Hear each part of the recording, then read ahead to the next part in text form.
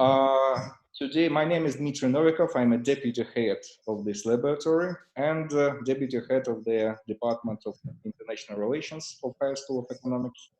To be shorter, I'm a deputy of Professor Lukin, thanks to whose efforts we organized this seminar. Today, we have a special guest. It is Professor Andrew Kuchins, one of the leading experts on Central Asia and American Eurasian policy. Professor Andrew Kuchins received his master's degree and PhD in Soviet Studies and International Relations from the Johns Hopkins University and a bachelor degree on Russia Studies in Amherst College. Dr. Kuchins has held faculty research and administrative positions at the University of California at Berkeley, Stanford University, and Johns Hopkins University. Most recently, from 2015 to 2019, Dr. Kuchins was a research professor at Georgetown University Law School of Foreign Service, where he taught and ran the Russia Futures program. Before that, he directed the Russia and Eurasia program at the Center for Strategic and International Studies in Washington, D.C., and directed the Russia and Eurasia program at the Carnegie Endowment for International Peace, including running the Carnegie Moscow Center for 3 years. He has authored, edited, and co-authored 7 books on the region, Central Asia, more than 150 book chapters, monographs, reports, journal articles, and policy papers on the regions. And he's frequently called upon by the global media, governments, and leading private sector companies and investors for consultations on this issue. His most recent article, "What is Eurasia for Us, for the United States," was published in a special issue of Strategic Analysis Journal, and then come into a book chapter of the Roads and Belts of Eurasia, edited by our laboratory by its head, Professor Alexander Lukin, and published earlier this year by Belgrave Macmillan. In many respects, this is the topic of our today's meeting. Professor Kuchins was going to talk about American policy in Eurasia. I'll be in charge for the moderating today. I think, as usual, we'll have a 30-40 minutes talk, and then we can move to the Q&A session. The questions could be sent via chat, which is available in the right. So here, I have a pleasure to deliver the words to Professor Kuchins. Well, Dmitry, thank you very much for that very generous introduction. And thanks especially to my dear old friend, Alexander Vladimirovich Lukin, for the invitation to speak for this forum, which is a kind of apropos in that in my current position, which I took in May of last year, I became the president of the American University of Central Asia in Bishkek.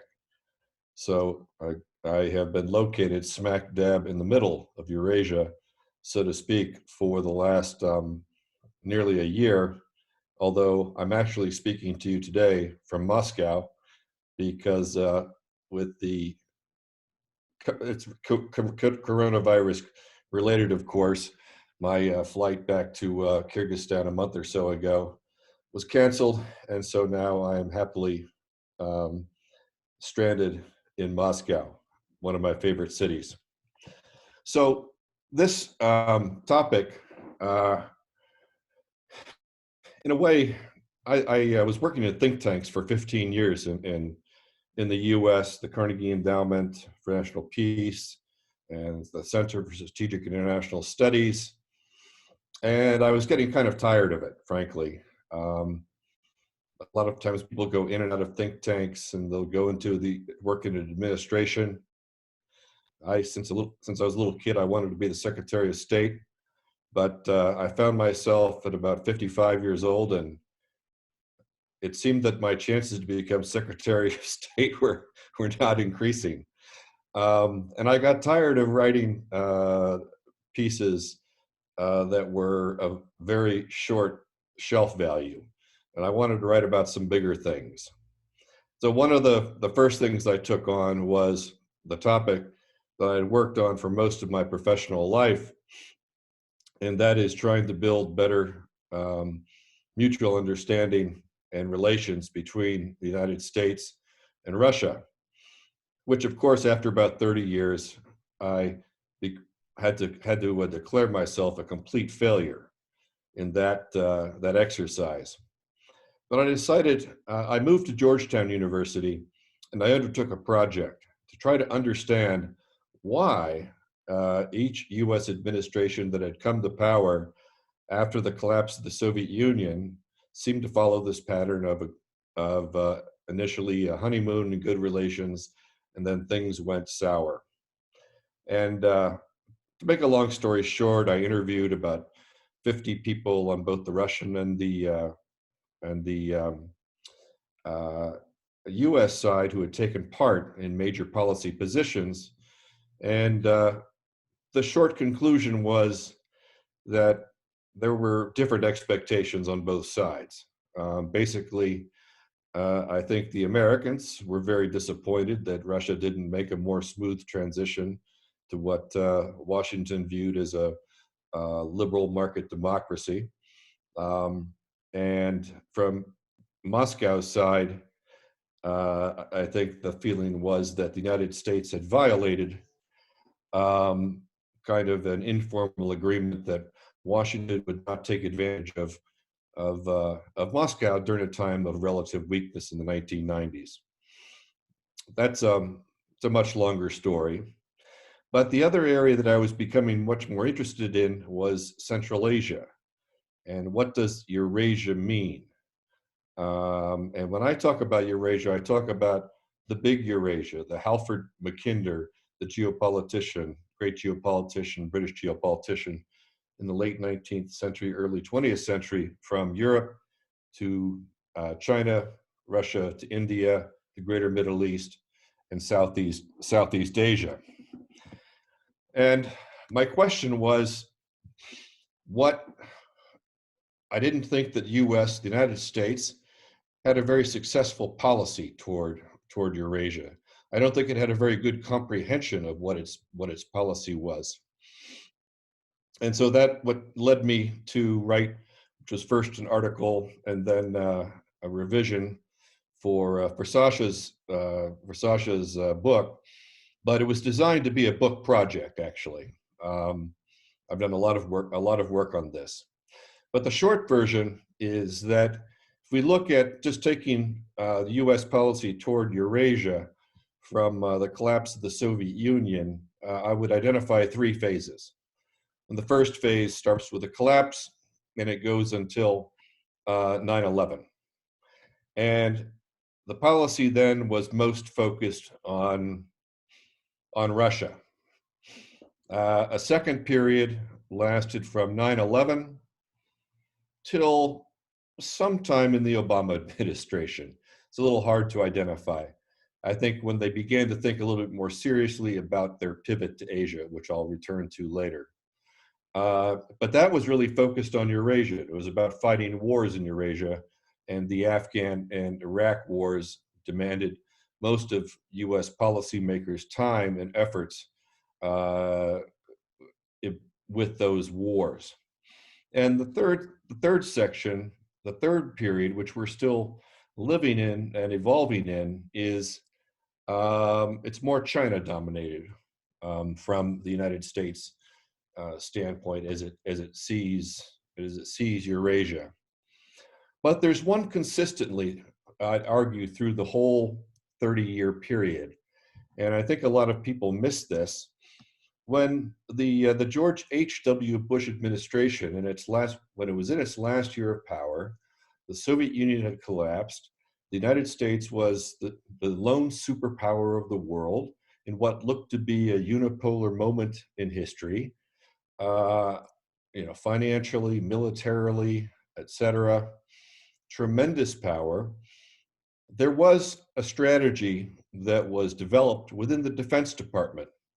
And it was in the Defense Department when, at that time, the chairman of the Defense Department, the head of the Defense Department, was Richard Cheney, who returns to the story later on. And the essence of the policy, which it came through in an NSC policy document in 1992, was that the United States' core strategy was to prevent a peer competitor from emerging from the supercontinent of Eurasia. That's it. A peer competitor emerging from Eurasia. And looking at things in the early 1990s, well, who were the potential candidates who could be that competitor? Well, I would say three: Europe, China, and Russia. I say for China, it was premature. It was still very early in their growth, remarkable growth pattern. Europe was really reaching its peak moment in unification, but it was a unification that was not really designed against the United States. Some of those urges would come later. So then the third possible competitor, of course, was Russia. And there the view was, well, what if Russia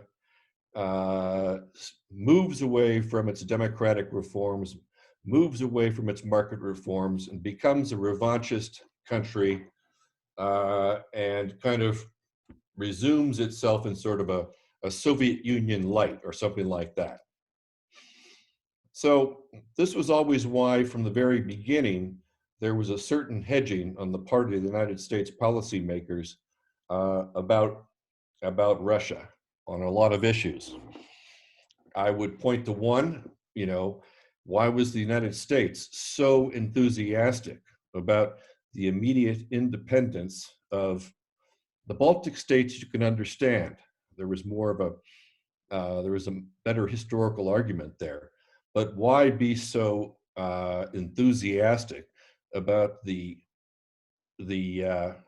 independence and the sovereignty of the other new states, which none of them had experienced sovereignty within those borders, and they're in borders that were designed by Joseph Stalin back in the early 1920s. These are borders which left Russia about 1/3 of this, with about 30% less of its territory and about 50% less of its population. Well, I don't think it takes a genius to figure out why that could be attractive in the minds of some Americans who are concerned about the possibility of a revanche and a return of Russia.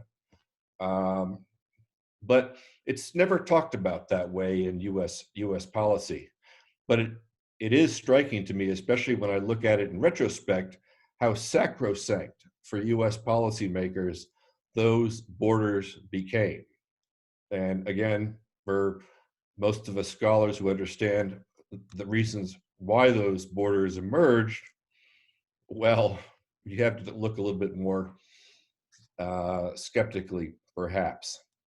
At any rate, so U.S. policy was focused on promoting democracy, promoting market reform, promoting human rights, promoting rule of law in not only Russia, but all of the new states of the former Soviet Union. But it was especially interested in promoting the sovereignty of the new states. And the most significant tool which that sovereignty was to be shown was through the building of oil and gas pipelines, which would go west and which would evade Russian territory and would make these countries less dependent upon the oil and gas pipeline network of the Soviet Union. American diplomats always talked about, well, happiness is multiple pipelines. And the Russians, looked at, yeah, well, happiness is that we kind of preferred the pipelines going through our territory. So that didn't, it was not a very well received message. You could see right through the strategic interests that were behind it. Nevertheless, the decade went on, and increasingly the disappointment between the two sides became greater. With the financial crash in 1998 and the war in Kosovo in 1999, things reached rock bottom. So that was the main period of US policy toward Eurasia. Nobody ever talked about the term of Eurasian integration, with the exception of Mr. Nazarbayev in Kazakhstan, but it wasn't really on, certainly wasn't on people's minds in Washington. Now that was going to change quickly on 9/11 and the reaction to 9/11, when suddenly U.S. foreign policy and military forces immediately were focused on Afghanistan, understandably, since the attack of Osama bin Laden had come from Afghanistan. The Taliban had allowed for Osama bin Laden and his colleagues to be there. So that's a normal place for the attack to go. And it was initially very successful. Russians were amongst our most supportive allies in the early stages of that war, along with the Iranians, by the way. The Iranians and the Indians and the Russians had been kind of, maybe not in a very coordinated way, but certainly had strong interests against the kind of Sunni Wahhabi Islam that was being promoted by the ISI in Pakistan and the Saudis, etc. So that was very successful. Maybe it was almost too successful. It happened too quickly, and that if it had lasted, if it had taken a little bit more time, there would have been more time for the United States and Russia to actually engage in a very significant international security issue that was successful. But I would argue still that was the most robust period of security cooperation between Russia and the United States that took place in the last 30 years. But we know the story. There were those in the Bush administration who wanted to go to Iraq. They went to Iraq. And like in Afghanistan, things initially in Iraq went very, very well. But then things started not to go so well in Iraq. Afghanistan was kind of put on the back burner. Then things were going so poorly in Iraq that it was General Petraeus and his idea of the surge, which was brought in 2007, basically saved the Americans from a defeat in Iraq at that time. Now, a political campaign was going on in the United States. And Barack Obama was not a very well-known politician. And I remember making a bet on January 1st, 2008, with a group of friends of mine we were on a ski vacation, and I was the only one that bet on that day that Barack Obama would be the next president of the United States. I made the bet kind of on a whim because I'd read his book, Letters to My Father, and it was so well written, and he was such a smart and thoughtful guy that I just had a lot of faith in him. But what's the real story? Why did Barack Obama defeat Hillary Clinton? He did so because, in my view, he did not have to take a vote on the Senate floor in March of 2003, yay or nay, on the war in Iraq, whereas Hillary Clinton had, all the mainstream Democrats had, and they all kind of fell in line with this sort of this militaristic euphoria that was running around in Washington after 9/11. The psychology of the country had really dramatically changed. And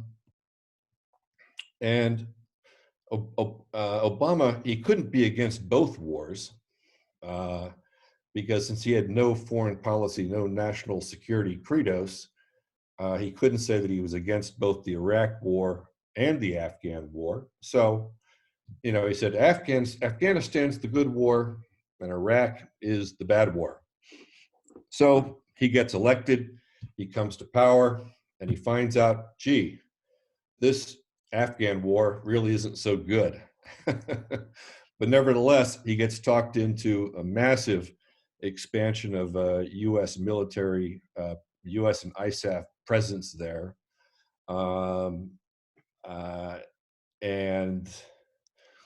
But there's no strategy, really. There's no strategy at all. And this is when I became interested in Afghanistan for the first time since the Soviet-Afghanistan War. Because a colleague of mine at CSIS had dinner with General Petraeus in January of 2009, right after Petraeus had come back from Uzbekistan and Central Asia, where he was starting to negotiate the new transit corridors to bring non-lethal goods, some military supplies, for what was expected to be a much larger number of American troops. I can tell you a long story about that, but I'll spare you. But it sounded like a really, and he came and said, Andy, this sounds like a really interesting project. And I said, yeah, it does. Because I've been trying to get a grip on, what is happening in Eurasia. My sense was that Eurasia was reconnecting, and it was reconnecting because you had, three big economies, Russia, China, and India, that basically for a lot of the 20th century had not been engaged in the world economy. That changed in China in 1978. It changes in Russia with the collapse in 91. Changes in India with more market reforms in the mid 90s, and these economies start growing very rapidly. The EU is actually a going operation, and so these large economies, other than smaller emerging countries like Turkey and Iran and Pakistan, are also in the mix. And they're all around this area where the epicenter is kind of Afghanistan. So it was that was a kind of a fascinating hook for me. Is how do you get actually all of these materials to support troops in Afghanistan? 85 to 90% of what supports U.S. military troops in theater are non-lethal goods, and they're transited by civilian carriers. And at that time, when Petraeus first went to Central Asia, the problem is that all of the U.S. military goods were coming into the port of Karachi, and then they were coming by trucks up to the northwest into the Torkham and Shaman gates. So one, this transit corridor was overloaded. Two, the port operators, the trucking industry, they had tremendous leverage from negotiating with the United States. And Petraeus's idea was, well, look, we're going to need a much bigger footprint, and so we're going to need other transit corridors to compete with this and to get enough supplies there. And that's when we got involved, and we did this. It was called the Northern Distribution Network. And that's what got me thinking about a modern Silk Road strategy for Afghanistan. It was pretty amazing to be in Washington and to hear the debates about Afghanistan in 2009 and 2010. The debates were pretty much all about, well, is it counterterrorism or is it counterinsurgency? And the other question is, how many more troops? And I thought, wow, well, that's a pretty narrow look about sort of a military political strategy. at the time, Afghanistan was 90+ dependent upon international assistance for economic development. You know, you've got to be thinking about a viable economy for Afghanistan in the longer term for this to work. And for that, you know, then its neighbors should be involved, blah, blah, blah. I won't, if anybody wants to talk about that, I'll be happy to. I spent a lot of time on that for about 2.5 years. But essentially, you know, Obama announces in December of 2010 that he's upping the amount of troops in Afghanistan up to over 100,000, but he's going to start withdrawing them in 18 months. Okay, that's just crazy. That's just crazy. So what if I'm the Taliban? Okay, I'm going to go to the mountains for a while, and I'll wait out these Americans. They're going to go, and we'll still be here. But basically, the Obama administration had lost its interest in Afghanistan, and this is what sort of transits to the third period of U.S. policy toward Eurasia. And people started to wake up to the fact that, you know, since 1991, the Chinese economy had grown by factors of multiple X. The Chinese had already replaced the Russians as the dominant economic power in Central Asia. The Chinese were undertaking a lot of projects which very soon they would put under the umbrella of the Belt and Road Initiative. But what struck the Americans' attention initially, of course, was the Chinese aggressive actions vis-a-vis Philippines, Japanese, South Korea, and around the South China Sea. So they started to talk about a pivot to Asia. And then they thought, oh, pivot maybe sounds too alarming. So we'll call it a rebalancing toward Asia. But the Chinese, it was obvious to the Chinese and anybody with a brain in their head that what was going on is that the United States was looking for ways to contain Chinese growth and was concerned about it and wanted to allocate less of its troops in Europe and less of its troops certainly in Eurasian land wars. That was the idea. Not a bad idea in principle, but and there were some good aspects to it. One terrific idea I thought was the Asia Pacific APP. Sorry, I'm forgetting the you know, for the trade grouping that would bring together and raise norms amongst 8 of Pacific. It's the Trans-Pacific Partnership, the TPP. Thank you. And that was a good idea. And countries signed on to that. About 11 of them signed on to that. Of course, it was a little bit weird that the Americans were they wanted to exclude the Chinese from the TPP, but nevertheless, there was a lot of enthusiasm about it, because all of Chinese neighbors, even the Russians, had some degree of nervousness about the rapid growth of the Chinese economic power and hence the political power that comes with it. And the Chinese were certainly concerned about it. And I think it's one of the factors that led the Chinese to put more oomph into what became known as the Belt and Road Initiative. But the Asian pivot got derailed mainly because of the Arab Spring, Syria, and then of course Ukraine. And so that distracted the attention of US policymakers from trying to make this Asia pivot to the extent that they could. And nevertheless, the Chinese, and Xi Jinping, were moving forward from 2013 to 2016 and expanding the Belt and Road Initiative, the very successful establishment of the Asian Investment the AIB. And then what was the United States policy response to it? Well, it was either they didn't take it very seriously, or even worse, they were advising their allies to not engage, with this project, and particularly the AIIB. And it was very embarrassing, I think, for the Americans when key European partners and others joined the AIIB, and and we were left out. But then that brings us to Mr. Trump.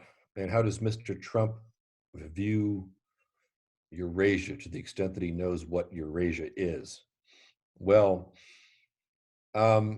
initially, there seemed to be some mixed feelings about the Belt and Road Initiative, and I think it's because there are significant commercial interests in the Trump administration that saw some potential there.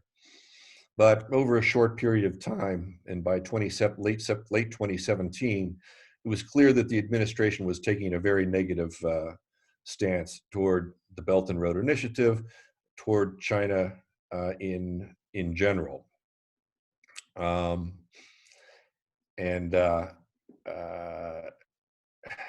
If you look at the U.S. defense strategy policy that emerged in, I think it was December 2017, it was described in terms that were kind of like Halford Mackinder meets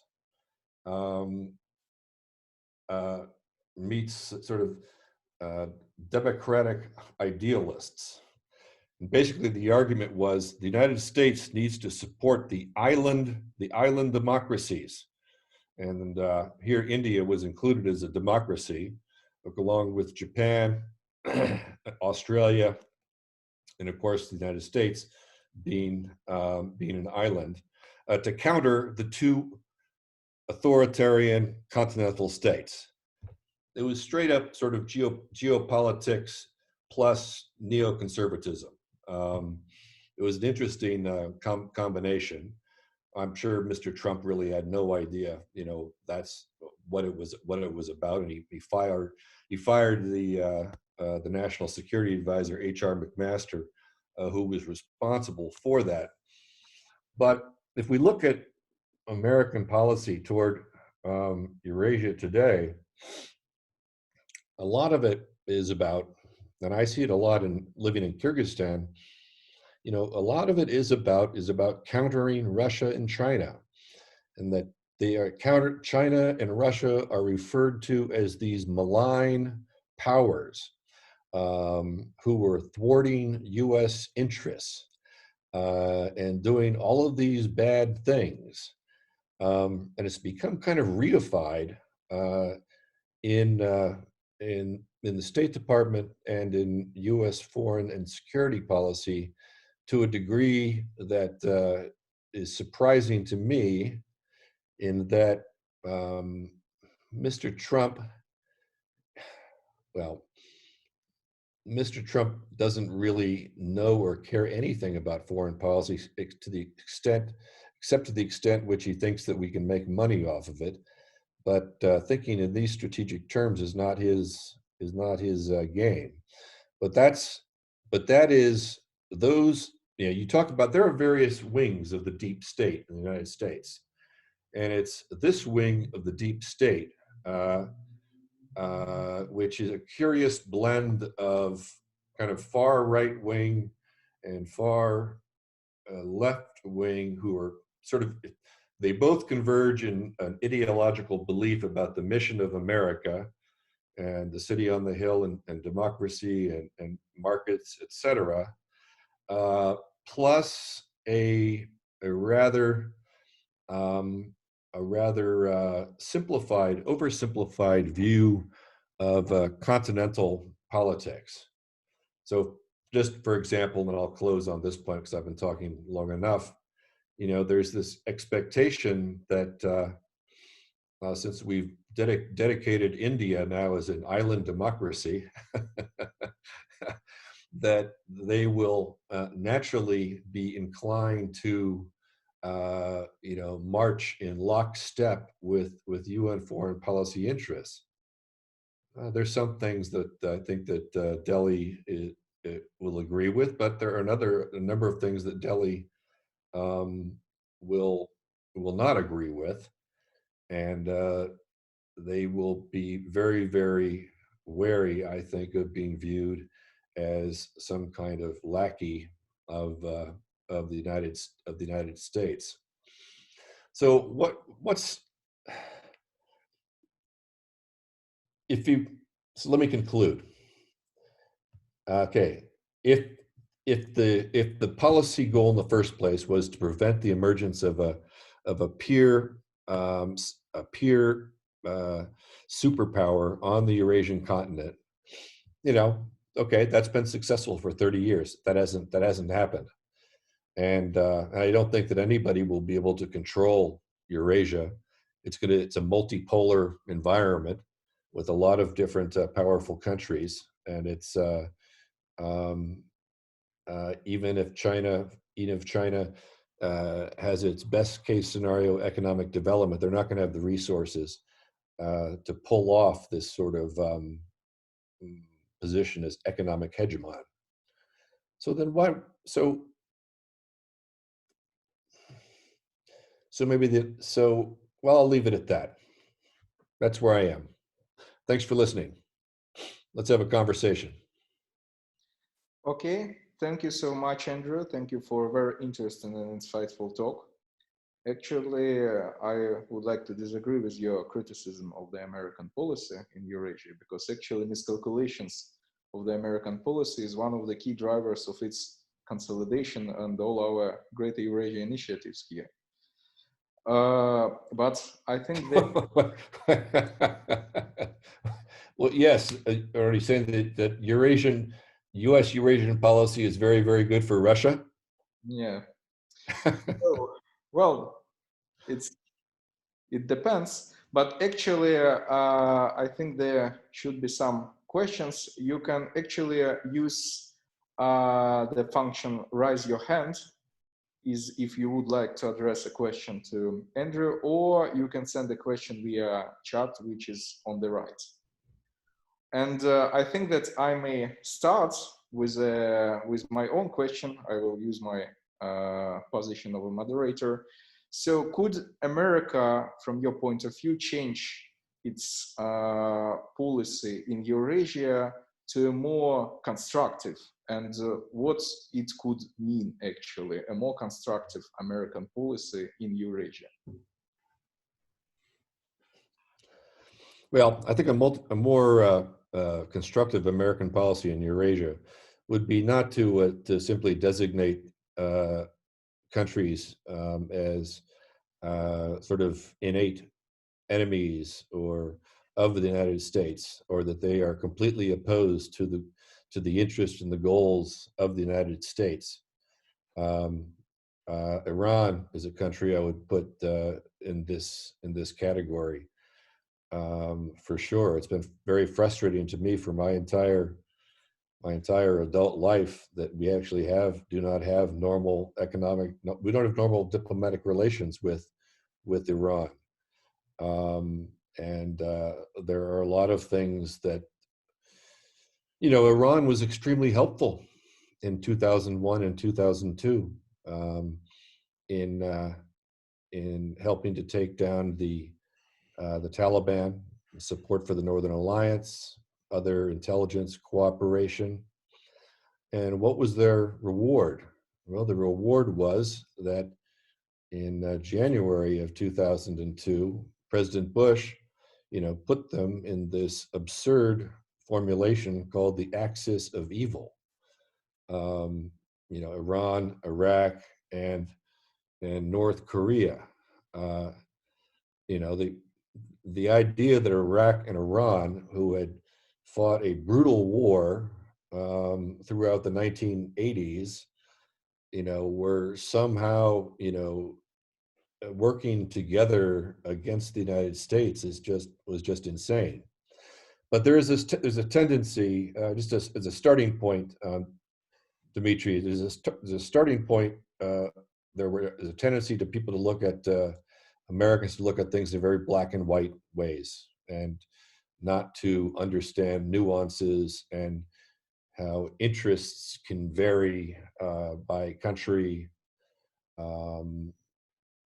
in many ways. So for example, Russia. The American view of Russia has been very Europe-centric for so long. So we see what happens in 2014 with the Crimea and the war in the Donbass, and you have a lot of people in the American establishment talking about this in terms of being the most egregious threat to U.S. security since 9/11 or to Pearl Harbor. And I'm just going like, what are you talking about? But I think that stems from an overly Eurocentric perception of Russia. Simultaneously, the Russians were looking to improve relations with Japan. And I was trying to argue to the Obama administration that that Russia looks at Europe and it looks at Asia and it looks at U.S. position in Europe and it looks at U.S. position in Asia in different ways. That may be less true today than it was 6 years ago, but that we should be more supportive of Russian and Japanese rapprochement. Mm-hmm. Okay, thank you so much. I think we have to hope for the changing in the US policy in Eurasia. So I believe that Alexander Vladimirovich also wants to address a question to you. Yes. Alexander Lukin, the instigator, zачинщик of the seminar. Provocateur. Yeah. So I'll ask a provocative question, which is kind of philosophical. Well, as you said, the United States has a messianic vision, let's say, and it always had it, because like from colonial times, because messianic people came to America in the first place. But at the same time, in foreign policy, usually it accepted that there are other imperfect countries in the world, and you have to deal with them somehow, without trying to improve them that much. In the 19th century, and during the First World War, during the Second World War, it managed even to be an ally of the Soviet Union, which was much more imperfect than Russia is now from this point of view. But I think in the 1990s, after the collapse of the Soviet Union, something happened with the United States foreign policy ideology, let's say, or vision. It decided that they can improve the world very soon, and the entire world. And so it's very difficult now, I think, for the United States to accept that there are other big countries in the world which are not improvable in a short period, at least, like China, like Russia, like some other countries, like the United States. Well, the United States is always perfect in general for every American, but of course they want people like you would like to improve something in the United States now, I'm quite sure, but it's a different level from China, because it's still on balance, it's still a perfect country, or at least a very, very good country. But even from that point of view, I think if the United States cannot come to its normal policy, come back to its normal policy from this very short period, from the 1990s, it will be very difficult for it to exist in this world, because it's losing its influence in the world objectively. Its like share of world GDP is going down, and general influence is, I would say, going down. But the illusion of world domination, let's call it, is still there. So the question is, can you improve? I mean, can you change this attitude to a more traditional one? Because if you don't, it will be very difficult for the United States and for other countries. It will lead at some point to a serious confrontation. I agree with the premise of your question, Sasha. Something happened. There was a great opportunity in 1991 to reshape the world, like a lot of so-called wise men did back in 1944 and 1945, kind of shaped the era that took after them. But what I felt, I was not very confident that the United States would be able to do it because of hubris, and that we would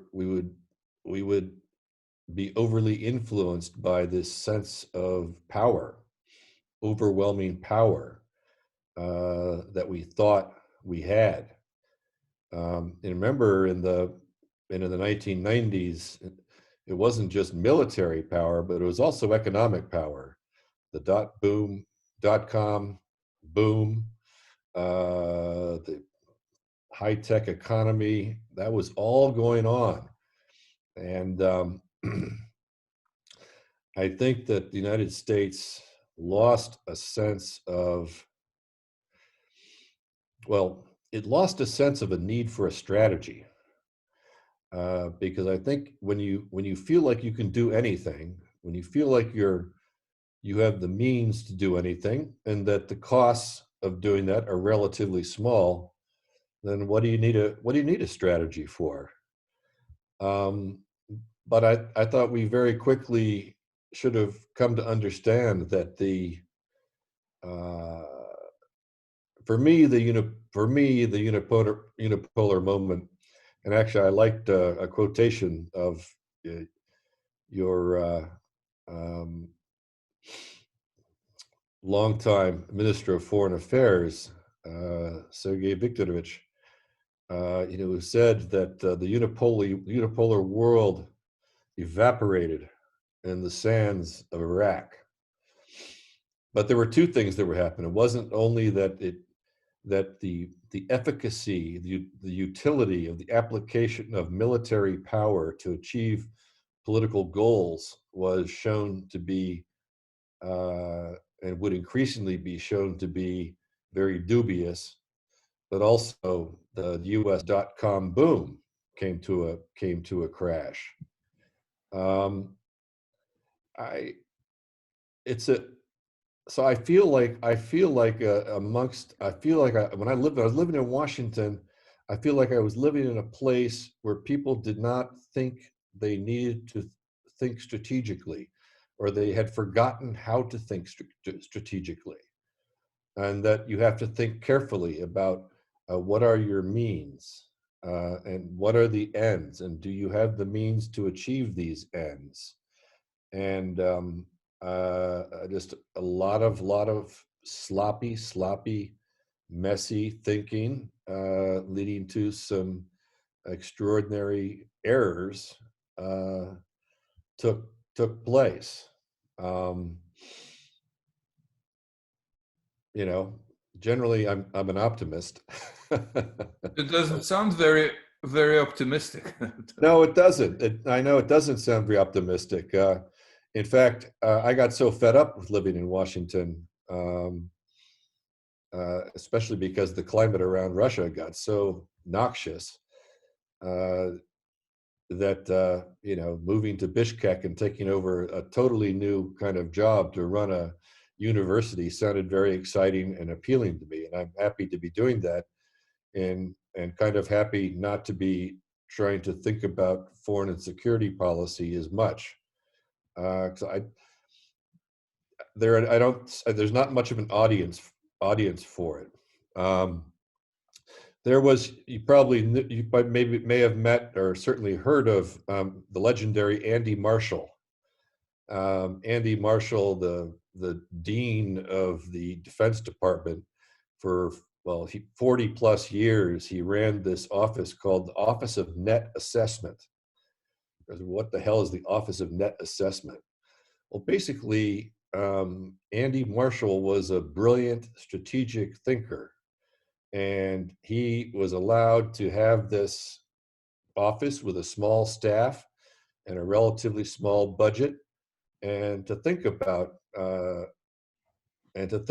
things big strategy. And I had the good fortune of meeting him a couple of times, but once in his office, I came in there when I was trying to sell the modern Silk Road strategy for Afghanistan, and he was very enthusiastic about it. But he said, the problem, Andy, is that there is no market in Washington for strategy. There's no market in Washington for strategy, for strategic thinking. It's all done on such a short-term basis. And I remember also at that time, one of a good Chinese friend who was watching very closely what I was doing in writing and talking about this modern Silk Road strategy. He said, "So, are people taking your strategy very seriously?" And I, I said, "Well, Wong, I'm afraid not." And his response was, "That's good." I mean, so many Chinese would ask me, or say, like, the United States is not in Afghanistan for 18 or 19 years to fight terrorists. You are there to be in the strategic rear of China and to have this strategic outpost, which I think that's a pretty good idea. Why not have a strategic outpost there? But I would laugh and say, well, I wish I could tell you that was the case, but it's not. Okay, thank you, Andrew. Well, I believe there's a question from Andrei Anatolievich, but I think that let us address a couple of questions from chat. So Mary, unfortunately, I don't know the second name, addressed two questions. The first one is rather theoretical: which country now dominates more in Eurasia, China, Russia, and the United States?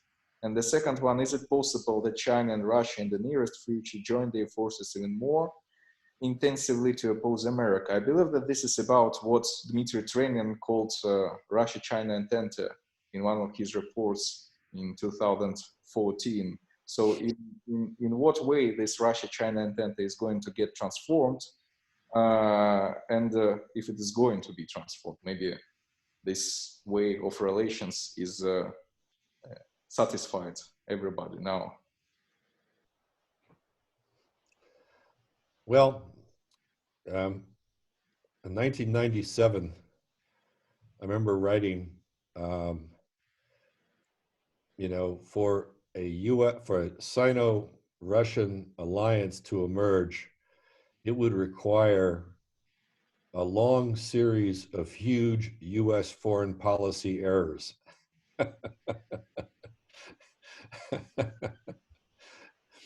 I don't think we've made enough errors yet for that to happen.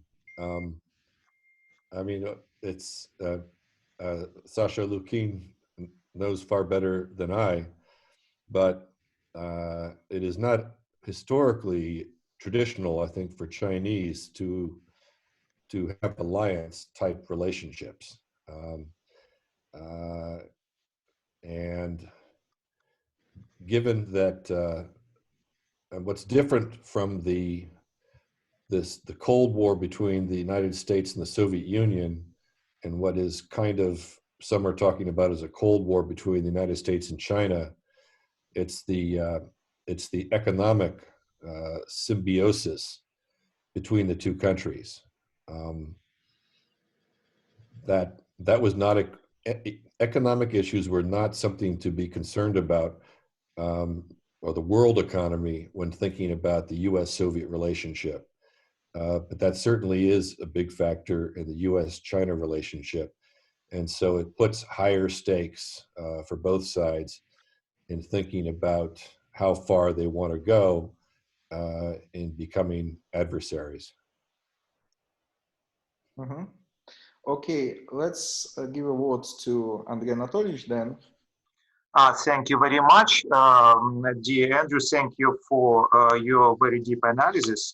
And from my point of view, actually, USA and Russia and even China, to a certain extent, although Chinese policy is not so clear-cut, clearly have something like a zero-sum game towards each other in Central Eurasia, completely disregarding real challenges that the nations of the region have.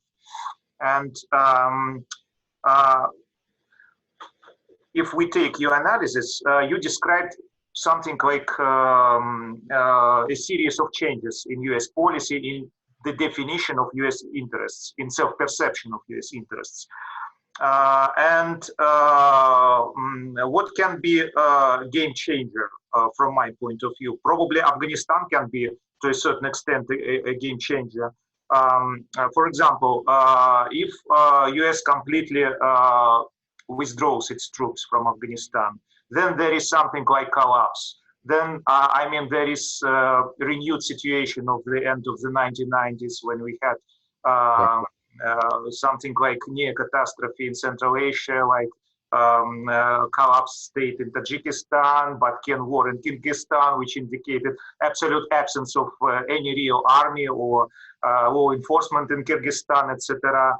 Series of terrorist acts everywhere, etc. So can it, for example, be a game changer? Or, as you said, American policy in Central Eurasia is something like too Europe-centric now, and nothing actually happening in Central Eurasia can be a real game changer. Thank you very much. Thanks. Great question. I think for the United States to pull its military forces entirely out of Afghanistan would be a huge strategic error.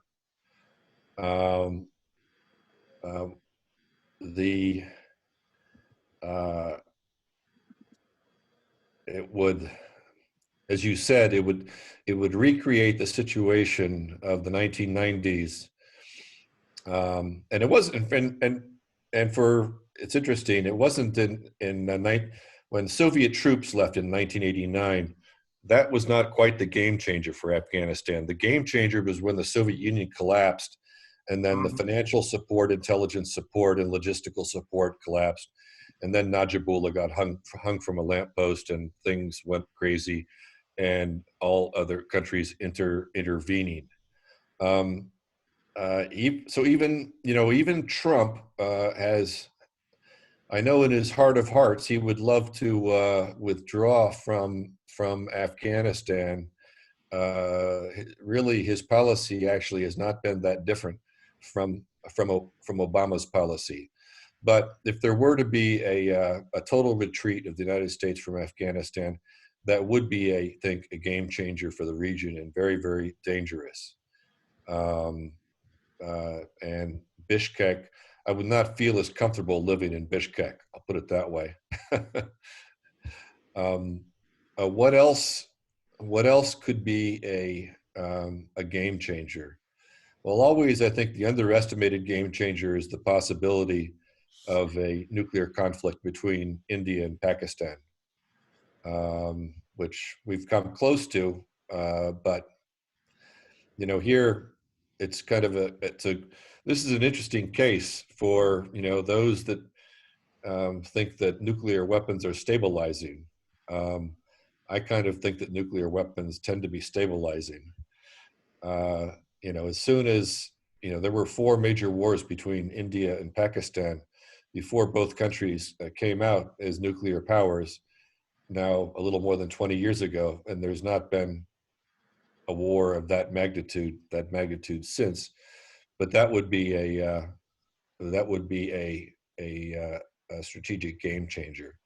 I think in the longer term, a game changer is going to be, well, one of 2 things. I mean, 3 months ago, I would have said it's the impact of climate change, and especially if you look in Central Eurasia, the Himalayas and the Hindu Kush, the Tian Shan, you know, the sort of area, the roof of the world, where the glaciers that supply water for billions of people, those melt, and you're gonna have a very, very, very, very dangerous situation. The final thing, of course, is what we're seeing right now, coronavirus. And if we saw a coronavirus on, I don't want, it's not a very nice metaphor, but coronavirus on steroids. But, you know, I mean, we haven't seen the worst of what a pandemic could be.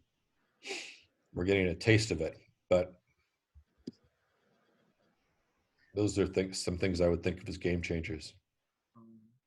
But in case if we have one or a combination of these game changers, can there be something like a shift in US policy? Can it become once again a kind of, I do not know, semi-ally of Russia, as it was at the beginning of 2000s when there was this counter-terrorist coalition and all these things? Can it happen once again, or there will be this new Cold War forever? No, I don't think we're going to have this new Cold War forever. I mean, history develops, and it's really crises that are the game changers. Usually, the crises and the game changers in international relations, they emanate from wars, major wars in which change, or which kind of they change or they clarify what really is the balance of power in the world. You know, in the 2 world wars in the first half of the 20th century, that spelled the end of European imperial dominance of the world, and it was basically the handover, you know, economically to the United States, militarily to the Soviet Union and the United States. I think.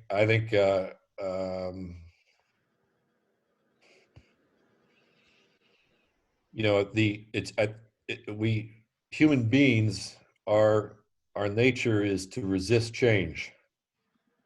You know, we get comfortable with what we're doing, but it's crises that force us to change, and I think force us to think differently about how we relate to other people and other places. Thank you.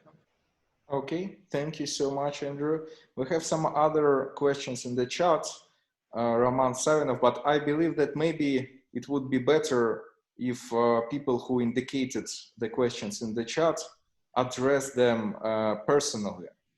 Roman, Have them send me an email. Yeah. It's my anniversary tonight, and I'm supposed to cook dinner for my wife. No, I mean, if Roman is here, I believe that he's our PhD student, then maybe he could address the question, or maybe he just, I believe we lost him probably. No, here. Okay.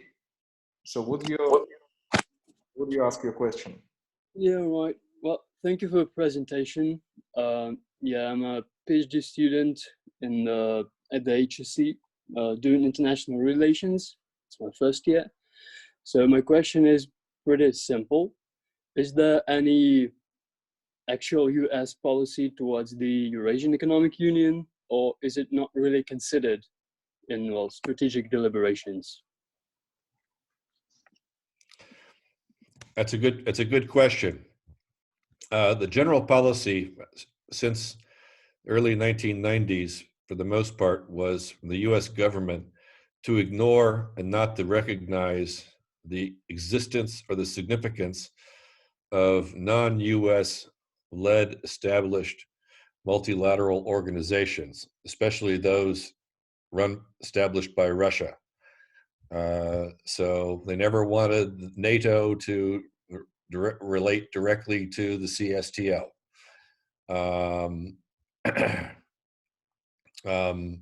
The general view about the Eurasian Economic Union has been negative, and that this is a fig leaf for Russian economic imperialism of the other members of the Eurasian Economic Union. There's a tendency to put a kind of a worst case scenario on those organizations, or to simply dismiss them entirely as valueless. In my view on the Eurasian Economic Union is that it's too early to make a judgment. You know, when it was actually became the Eurasian Economic Union on January 1st, 2015, that was a period in which the oil price had crashed, in which a war in Ukraine was about to start. And so those were very, very difficult circumstances for the organization to get underway. I think for the organization to be successful, I've always felt this, is that the Russians need to view the organization as not a tool of their foreign policy or their imperial foreign policy, and that the organization needs to function on a consensus basis and to actually help solve problems that people have in various countries. If it does that, then it'll be more successful, I think. Okay, thank you so much. Well, I believe it is the last question in the chat from Vasily Meka. Probably he can also address.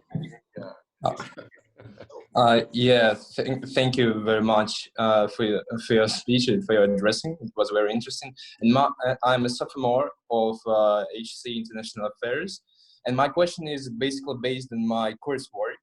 And it sounds like, did the United States, after the collapse of the Soviet Union, consider the possibility of recognizing Russia's control over Central Asia in terms of Russian sphere of influence, let's say in exchange for Russia's entry into the West on favorable grounds for the latter? No. Never. Very short.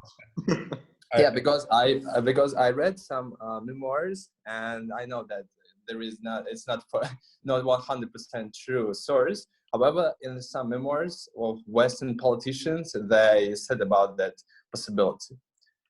Well, I think there were, different politicians and advisors and commentators had different positions, but I think it would have been sort of impossible politically for any U.S. administration to kind of make a straightforward deal that would not recognize the independence of those states, which had declared themselves, maybe not always with a great degree of enthusiasm, as independent states. And as I said in the opening remarks, there was a strong urge on the part of the Bush administration to send out ambassadors there and to recognize these states as independent states as fast as possible. Yeah, but for example, Bush's position on Ukraine was a bit different, whilst Ukraine was trying to leave Russia and finally left. That's why I'm wondering. Well, Bush had a good relationship with Gorbachev, and he'd achieved a lot with Gorbachev, and I think him both personally and professionally, it was a difficult decision on his part to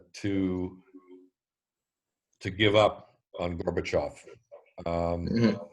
He was a little bit late in recognizing things, but we also have to realize, I mean, how quickly things were changing. In April of 1991, there was a referendum all around the Soviet Union, but the majority of Ukrainians, voted to remain in the Soviet Union. But by December, that had changed. And the key agent for change was the failed coup. Okay. Thank you. Thank you. A very deep and comprehensive answer. I believe that there are no any more questions. I gotta cook my wife dinner. She's gonna get mad at you. No. Eka Hobaladze also wants to address you a question. Eka, would you like to do Yes. it on your...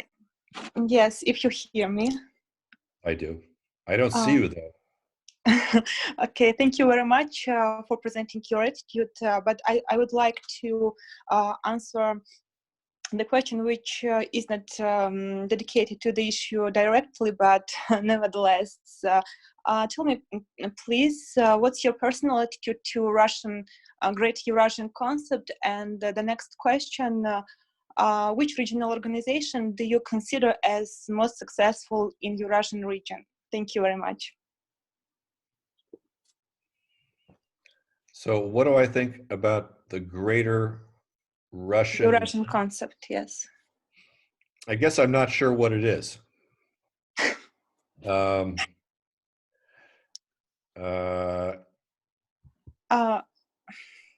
mean, yeah, I would like to see Russia be greater. Okay, I see. No, but I'm not. I mean, the great Russian Eurasian partnership, or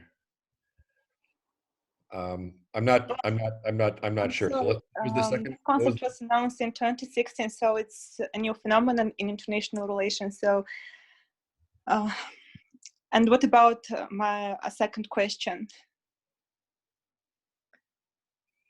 Sorry, repeat the second question. Yes, which regional organization do you consider as most successful, I mean, in Eurasian region? That's a good... Well, I think the Security Treaty Organization would be the best, of course. CSTO? Yeah, CSTO has been the longest standing. So yeah, I think I would agree. Thank you. Yeah, I think there are no any more questions, and I would like to thank a lot Professor Kuchins for joining us today. And I have a question. Yeah. Do you hear me? Yes. Yeah, we can hear you. Andrew, okay. Would you like to wrap it up right now, or could I have a question as a student? You're the last. Yeah, okay. I think the last thing standing between me making my anniversary dinner. Yeah. Okay. As a student, now coming from Western Europe, from Spain, spending a semester in St. Petersburg, this is more of a question towards you as a director of a Central Asian university. As a person that's interested in Eurasia, what do you think that are the steps to be followed, or the interests, or the, let's say, what is going to be important for future people working on the field, or any kind of personal suggestions, something like that? I thought it could be enriching to ask someone who is really working in the region and a kind of a reference. So, the question concerns what is advice to people thinking about working on the region? Let's say, but it's kind of an open question. Just want to hear some comments or something.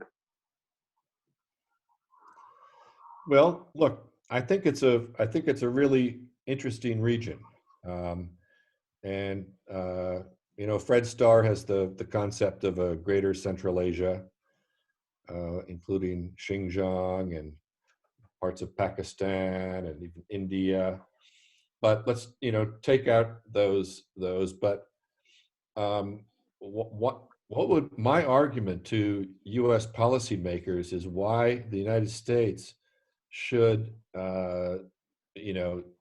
strengthen relations with Central Asian states is because, look where they're located. I mean, they're located amongst countries which the United States has the biggest challenges in the world: Russia, China, Pakistan, Iran. They're all there. So I think for the United States to have a greater presence there, that's from a U.S. policy centric. That's the U.S. policy centric answer. The intellectual answer is that, going back to this concept of what I call Eurasia reconnecting, and that the supercontinent is reconnecting, and it's doing so very, very quickly. It's very dynamic, and a lot of it is commercially driven. And so economic and political and security relations are changing fast. And in this area in Central Asia, you're right in the middle of it.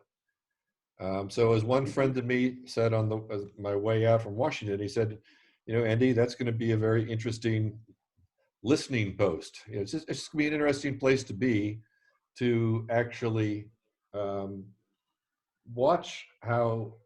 see how major powers, India, Pakistan, China, Russia, Iran, are contending. And it's very dynamic, and it's really interesting. I think it's historically interesting. I think this reconnection that is taking place is something of historical significance. I mean, major historical significance. Thank you.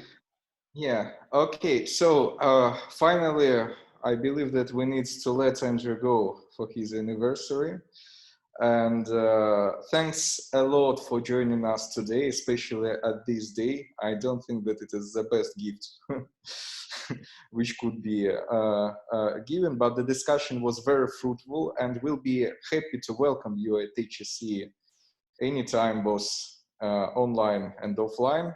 But thank you very much. It's been a great pleasure for me to speak with you, and I do look forward to the opportunity to come back to the Vyshka physically, and to extend ties between the Vyshka and Outsa, my institution in Bishkek. So best wishes to everybody. Stay healthy, and hope to see you soon. Thank you so much, Andrew. And thanks everybody for joining the seminar. Yeah, really good questions. Yeah, the video will be available at our website, and we will send a link if somebody wants to listen to the lecture part again. Oh, you can send it straight to Secretary of State Pompeo. Yeah, definitely. Thank you so much again. Have a nice evening. Check it out. Bye-bye. Bye-bye. Thank you, Professor.